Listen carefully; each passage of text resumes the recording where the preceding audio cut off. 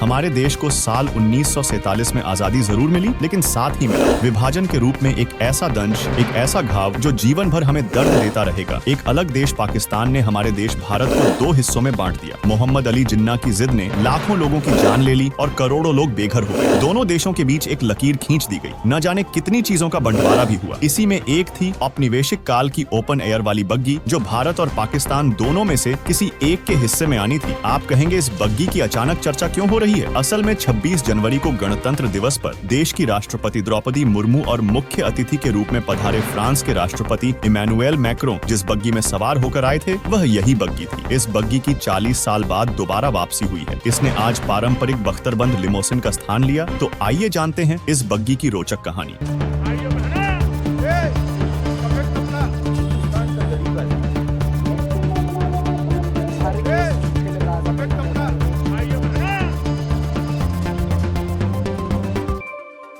राष्ट्रपति द्रौपदी मुर्मू और फ्रांस के राष्ट्रपति इमैनुएल मैक्रों गणतंत्र दिवस पर उस बग्गी में सवार थे जो कभी ब्रिटिश शासन के दौरान भारत के वायसराय की थी। 1950 में पहले गणतंत्र दिवस पर इस बग्गी का इस्तेमाल किया गया था। तब देश के प्रथम राष्ट्रपति डॉक्टर राजेंद्र प्रसाद इस बग्गी में बैठे थे। 1984 तक यह परंपरा जारी रही। पूर्व प्रधानमंत्री इंदिरा गांधी की हत्या के बाद इस बग्गी की जगह हाई सिक्योरिटी वाली कार ने ले लिया। इस बग्गी को 6 घोड़े खींचते थे। सोने की रिम, लाल मखमली इंटीरियर और अशोक चक्र से सुसज्जित यह काली बग्गी वायसराय की शान हुआ करती थी। इसका इस्तेमाल औपचारिक कार्यक्रमों और राष्ट्रपति भवन के आसपास घूमने के लिए किया जाता था। ब्रिटिश शासन के खत्म होने के बाद भारत और नवगठित पाकिस्तान दोनों इस शानदार बग्गी को अपनाने के इच्छुक थे। किस देश को यह बग्गी मिलेगी, इसका फैसला करने के लिए दोनों देशों ने एक अनूठा तरीका निकाला। ये काली रॉयल बग्गी किस सरकार की शान बनेगी, इसके लिए टॉस के रूप में समाधान निकाला गया। भारत के कर्नल ठाकुर गोविंद सिंह और पाकिस्तान के साहिबजादा याकूब खान ने सिक्का उछालकर भाग्य को फैसला लेने दिया, लेकिन नियति को कुछ और ही मंजूर था। टॉस ने बग्गी के भाग्य का फैसला कर दिया था। किस्मत भारत के साथ रही और यह बग्गी भारत के हिस्से में आ गई। कर्नल सिंह ने भारत के लिए बग्गी जीत ली। इसके बाद बग्गी का इस्तेमाल सभी राष्ट्रपति अपने आवास राष्ट्रपति भवन से संसद तक शपथ ग्रहण समारोह के लिए जाने के लिए करते थे। गणतंत्र दिवस समारोह के समापन पर विजय चौक पर होने वाली बीटिंग रिट्रीट समारोह में राष्ट्राध्यक्ष को ले जाने के लिए भी इस बग्गी का उपयोग किया जाता था। राष्ट्रपति के बुलेट प्रूफ गाड़ी में आने की रीत को साल 2014 में तत्कालीन राष्ट्रपति प्रणब मुखर्जी ने बदल दिया। करीब 3 दशक बाद वे बग्घी में बैठकर 29 जनवरी को होने वाली बीटिंग रिट्रीट में शामिल होने पहुंचे थे। जाते जाते आपको बताते चले कि रामनाथ कोविंद ने भी बग्घी का इस्तेमाल जारी रखा था। राष्ट्रपति प्रणब मुखर्जी के बाद रामनाथ कोविंद ने भी बग्घी का इस्तेमाल औपचारिक तौर पर जारी रखा। कोविंद ने 25 जुलाई 2017 को शपथ लेने के लिए कार छोड़कर राष्ट्रपति भवन से संसद तक इसी बग्घी की सवारी की थी। रामनाथ कोविंद ने राष्ट्रपति पद की शपथ लेने राष्ट्रपति भवन से संसद तक का सफर बग्घी में तय किया था। उस समय निवर्तमान राष्ट्रपति प्रणब मुखर्जी बग्घी में उनके साथ बैठे थे। कोविंद के शपथ लेने के बाद बग्घी में दोनों की जगह बदल गई और लौटते समय प्रणब दाईं और कोविंद बाईं ओर बैठे थे। आपको इस अनूठी बग्घी की कहानी कैसी लगी, हमें कमेंट में बताएं और वार्ता 24 न्यूज चैनल को सब्सक्राइब करें।